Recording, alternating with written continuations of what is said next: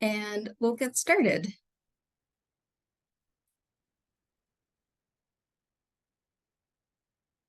So good morning. Thank you for being here. Welcome to the information session for the VSHSL Countywide Nonprofit Workforce Surveys.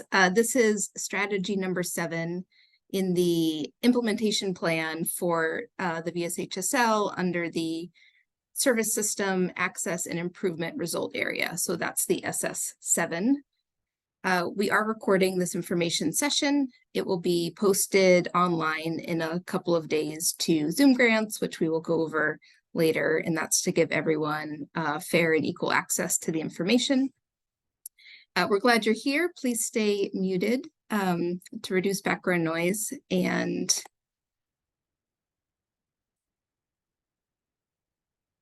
let's go into introductions. So my name is Emily Mira. I use she, they pronouns, and I'm a community investment program manager with the Adult Services Division with DCHS.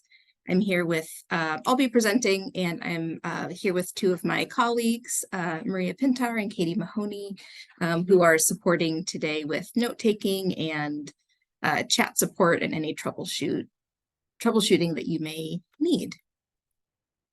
So we'd love to know who you are, who are here. So please identify yourselves in the chat so we have a record of it. You can share your name, your pronouns, and your organization. That would be great. As well as we go through the PowerPoint, please put any questions that you have in the chat as well, and we'll address them at the end, but we also want to have a record of your questions. So chat is the best way to do that.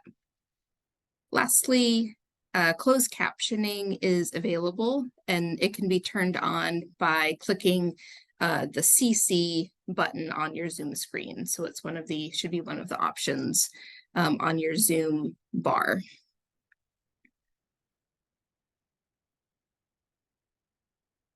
All right, welcome everyone. So what we will cover today, we have an hour. We'll go over just what is the Veterans, Seniors, and Human Services Levy. We'll do an overview of this particular strategy, which again is SS7, Countywide Nonprofit Workforce Surveys. We'll do an overview of what's in the request for proposal, how to apply for this opportunity, which we will use the platform Zoom grants, and then we'll get to any questions and answers that you have.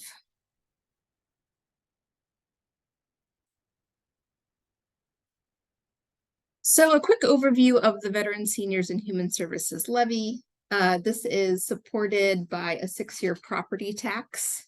It's been approved 4 times by the voters of King County since 2005. The VSHSL funds 4 areas: veterans, service members and their families, older adults and their caregivers, and other resilient communities. And then we also have, which is new in this iteration of the levy, a regional impact initiative that will affect all 3 populations. And then within those funding areas, we have result areas, which you can see on the slide: housing stability, financial stability, healthy living, social engagements, and service system access and improvement.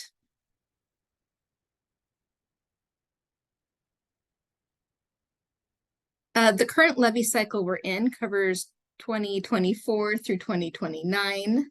Again, it's funded through a property tax. That's 10 cents per $1,000 of assessed value. We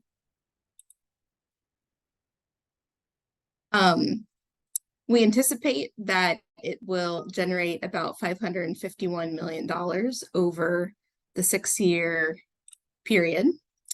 And the money is divided evenly, 30% for each of those population areas, and then 10% for the regional impact initiative.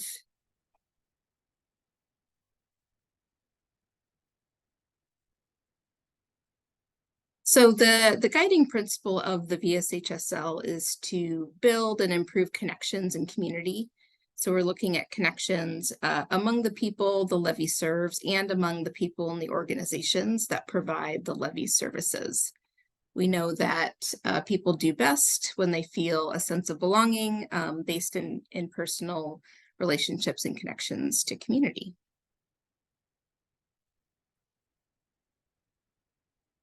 We're also grounded as much as possible in equity and social justice. It's key to the work of the levy and the success of the levy, and you will see it embedded in the principles throughout this RFP as well. We are looking to support organizations that are reflective of and embedded in the communities they serve and recognize and address the disparities and disproportionality that exist in our community.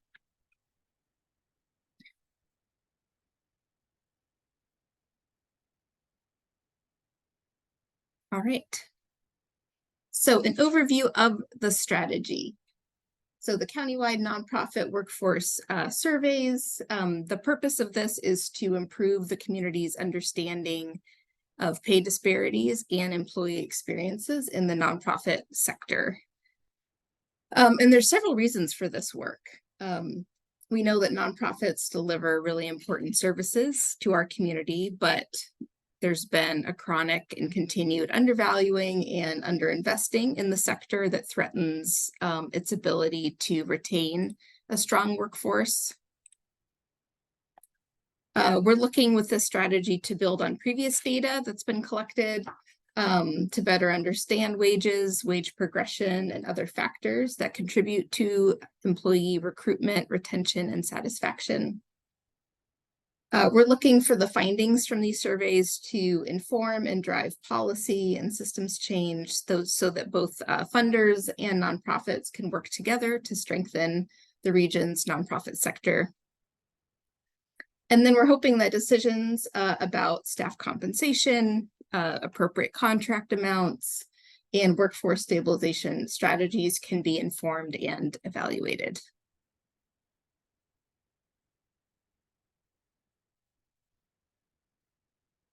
So the RFP specifically, and all this information is in the RFP documents themselves. So you can find this information in more detail in those documents. The countywide nonprofit workforce surveys, it allocates VSHSL funds to fund one or more entities to administer and update the King County nonprofit workforce surveys. So those are, when we say workforce surveys, we're talking about two distinct but related surveys. One is a nonprofit wage and benefit survey, and the other is the nonprofit employee engagement survey. So within the scope of work that we're looking to procure, both of those surveys would be administered 3 times throughout the award period. So beginning in 2025 and then staggered through 2029.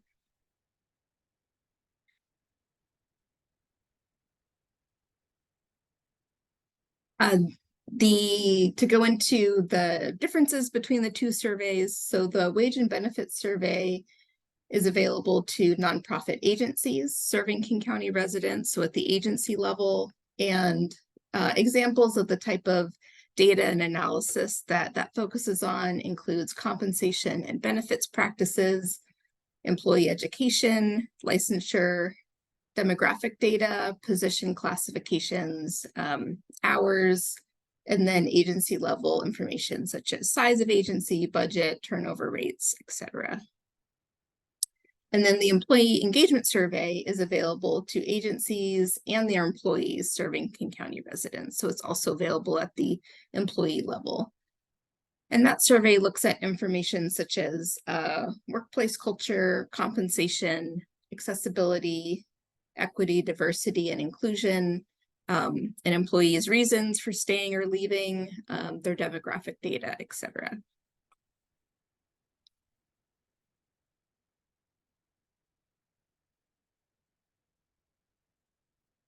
So the high level, the scope of work that we're looking to procure, the funded entity or entities would develop and conduct, again, those 2 surveys, the wage survey and the employee engagement survey, and both surveys would be conducted 3 times in the award period. So roughly 2025 through 2029. They would analyze the survey's results, produce reports of those results, and then share and present on the results and recommendations from those surveys.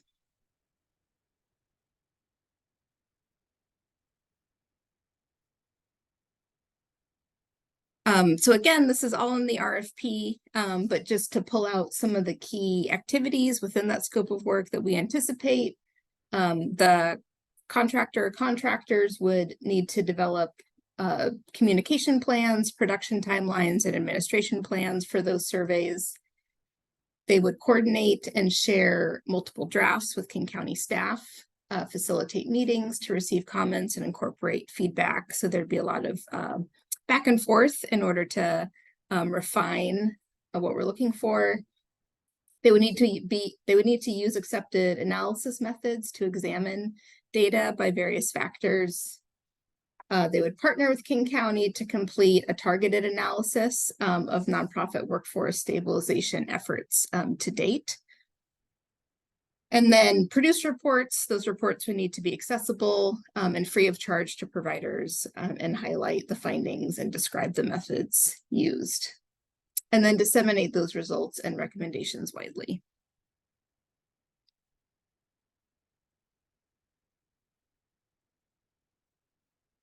The outcomes we're looking for, one is to increase the nonprofit organizational participation in surveys over the 2021 and 2023 levels. So those are the most recent years when these surveys were administered. In 2023, 235 organizations participated, and in 2021, I think it was 233. So very, very close, which is great. And we're just looking to boost participation and partnering with the contractor on how to do that. And then the other outcome, which is to really increase knowledge about wage data and other factors so that hiring decisions and practices can be informed and job satisfaction is increased and reduced staff turnover, which we know is a big issue and affects the work and the experience.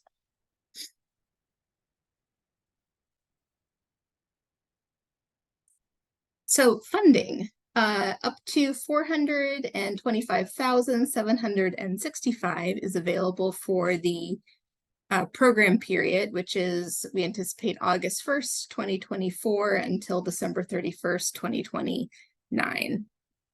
So that's the amount we're anticipating to be available. That's contingent upon availability of funding, and King County reserves the right not to award all funds advertised in the RFP.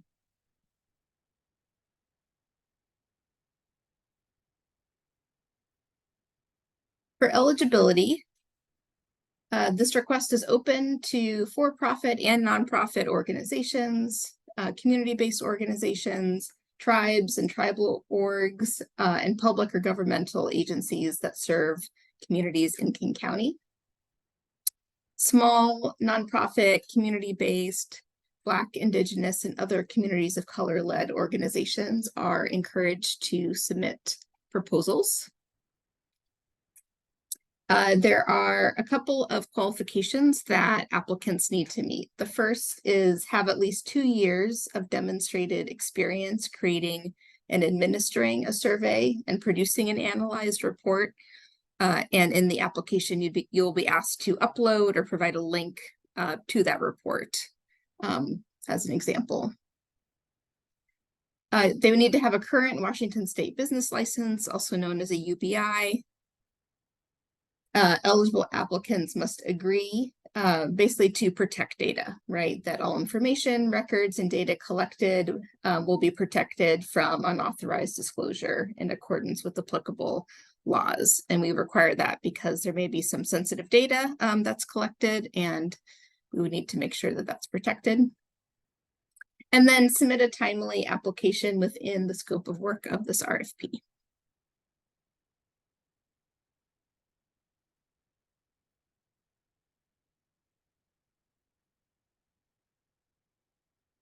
Contract requirements, again, all of this is in section 5 of the RFP. I just wanted to pull out a couple to highlight here, but please read the RFP thoroughly for the full list. One is evaluation. We'll be asking you to make sure the program model accounts for the strategy's target outcomes. So make sure that's part of the application, as that will then be part of the contract. And then billing. We anticipate that the award amount would be delivered in flat monthly payments for the contract period. And then quarterly, contractors will be asked to submit a detailed general ledger for a budget to actuals reconciliation. So we can see what's being spent, what is it being spent on, and make sure that that's on track. But we wanted folks to know that we anticipate that being a requirement of this funding.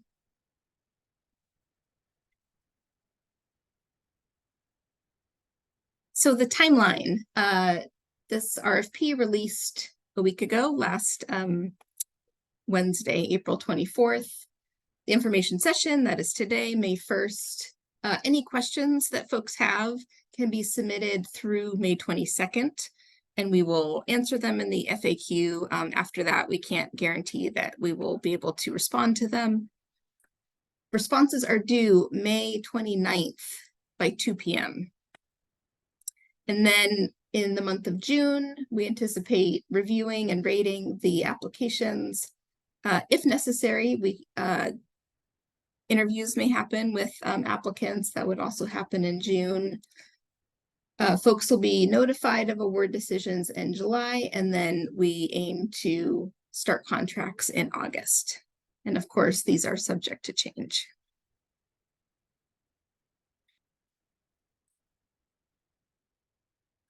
The rating criteria.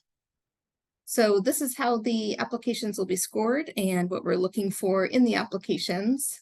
Organizational capacity and experience will be given a max of 30 points, and this covers things like survey development, data collection, analysis, and storage experience and capability, and then technical capacity. Program description covers things like your proposed design of the survey, tool development, accessibility, data security, and privacy, and that's also up to 30 points. Partnerships, collaboration, and outreach, up to 15 points.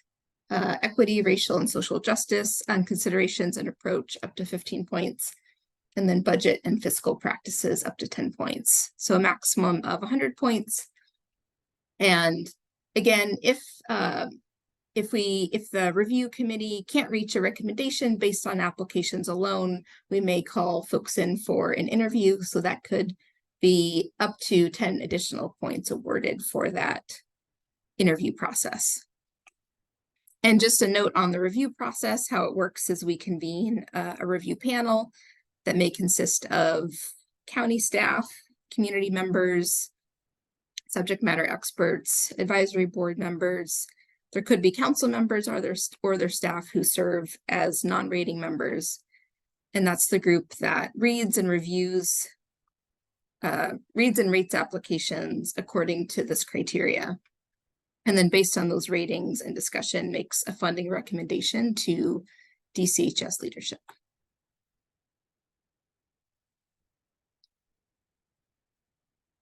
So to apply to the RFP, proposals are due by 2 p.m. on Wednesday, May 29th, 2024.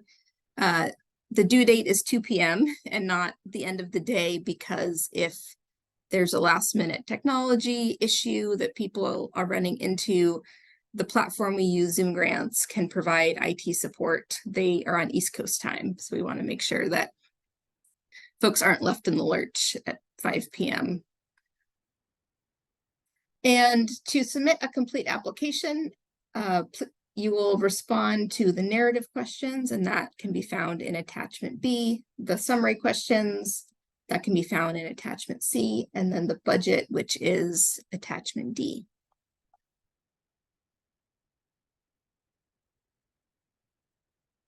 So the platform we will use for this RFP is called Zoom Grants. It's an online application portal where applicants can access and view RFP information and submit their bids for this opportunity. And all of the RFP materials are posted in Zoom Grants under the Library tab. And let me show you what that looks like. I can do this successfully. So if you go to this this URL, it's also in the RFP document. Oh no. Well, of course that didn't quite work. Let me try that again.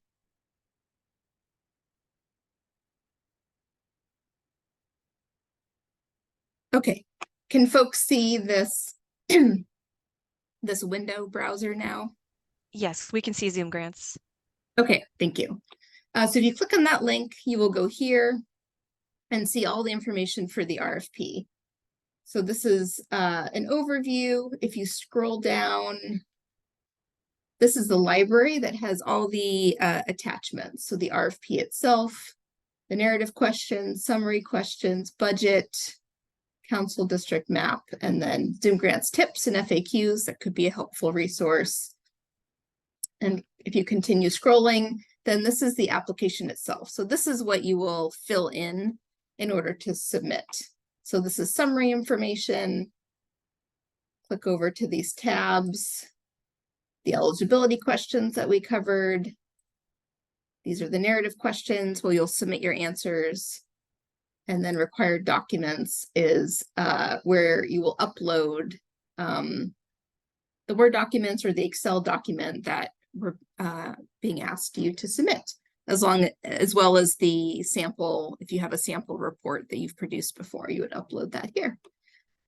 In this library section, this is also where at the end of, probably later this week or early next week, the recording of this information session will be uploaded there, as well as the FAQ document. So questions asked here will be answered in that document, and then will be updated regularly as well. So please check here frequently for updates.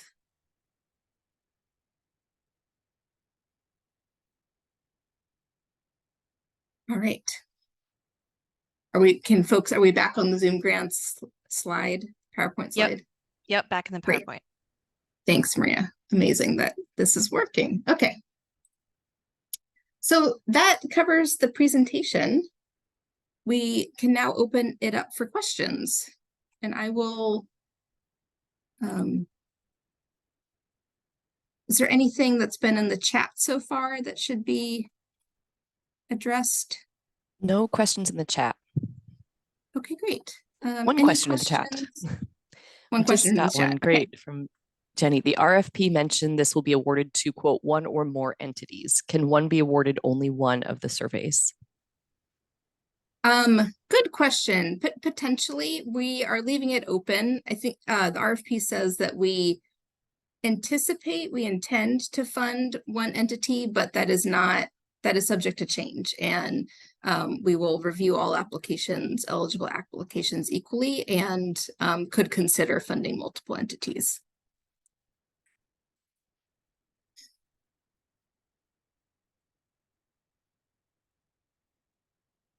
Good question. Any other questions?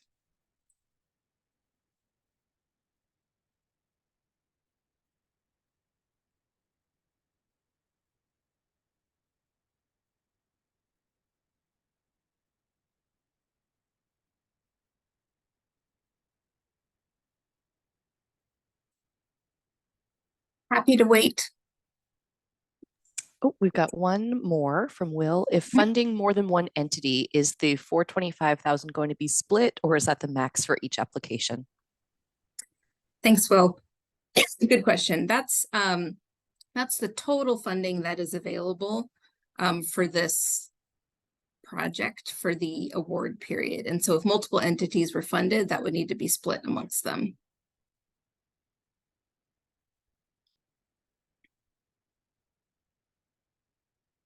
And if I ever not answer the question adequately, feel free to let me know, or you can come off mute as well.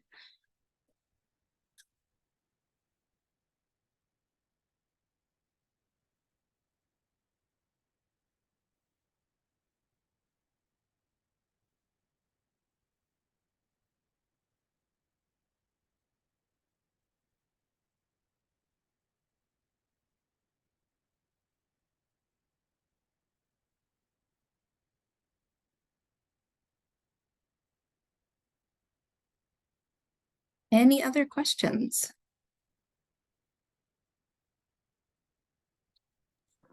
There's another one from Jenny.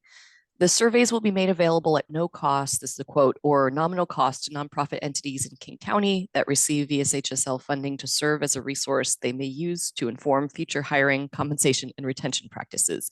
So the question is, will they not be completely free for everyone this time? We possibly we are leaving that open at this time. We anticipate it so. In the past, if organizations had wanted a particular, like an organization specific report for their organization, it could be free if enough people participated, made available to them. We anticipate it will be as accessible as possible, but we know at least certainly it will be available at no cost to VSHSL partners, and we'll figure out the rest of it, but that's what we know at this time. We've got another question from Will. What, if any, deciding factors are you looking for to determine if one organization gets awarded the full amount or if this is to be split between two or more? Mm-hmm. Yeah, the scoring criteria is what will be used to review all applications. The review committee may discuss the potential if there's several very competitive applications that seem like they could complement each other well in what they're offering. Again, we anticipate, and in the past we've just worked with one entity, but we aren't closing off the possibility at this time to not fund multiple. But ultimately, we'll go back to the scoring criteria that's in the RFP. Good question.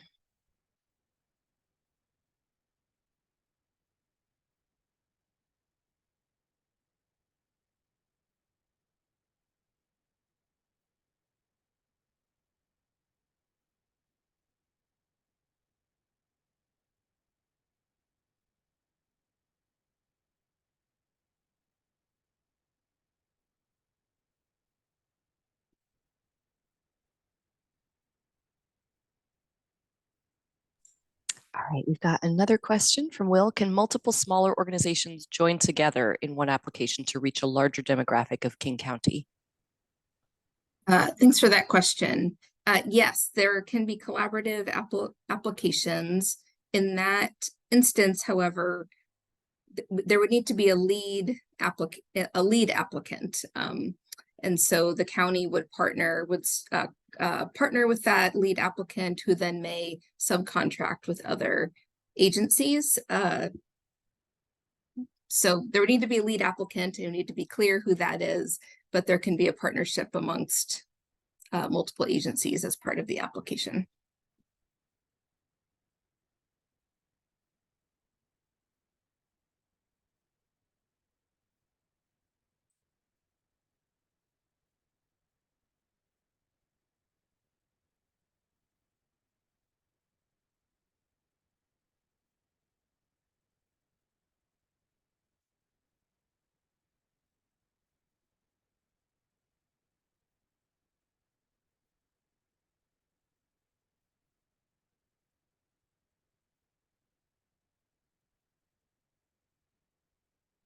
Appreciate the questions. Anything else?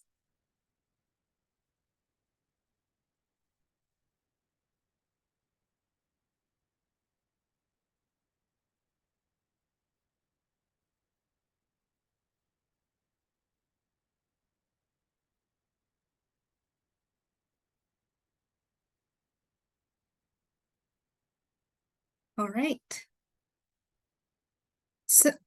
All right, great. So if you have more questions that you think about later in the middle of the night, please email me. My email is up there. Sorry, Emily, there's one, I'm oh, sorry to interrupt. There's oh, one more yeah. question if you have time to answer it. Oh, yeah. For reporting, can audio, video, and photographs be used in addition to reports and narratives?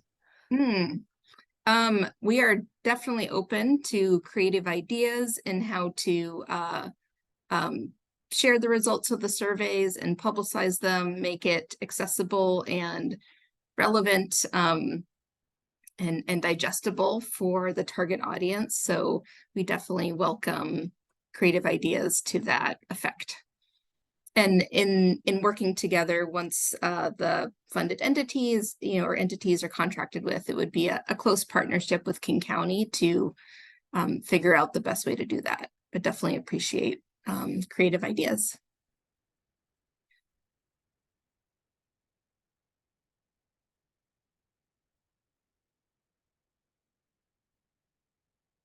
All right. Great. Well, keep putting questions in if you have them. And I'll just, while we wrap up, I'll share that if you have additional questions, please email me at emirra@kingcounty.gov. The recording of this info session, as well as the PowerPoint slides, will be posted to Zoom Grants, and then answers to the questions posed here and any we get written will also be posted there in an FAQ document. And lastly, I just want to highlight that we are very much in VSHSL procurement season. And so you can visit kingcounty.gov/VSHSL for other RFPs that are open. So feel free to check that out and also let folks in your community know. And with that, I want to say thank you for your time this morning. Appreciate the questions and look forward to seeing your applications. Thank you so much.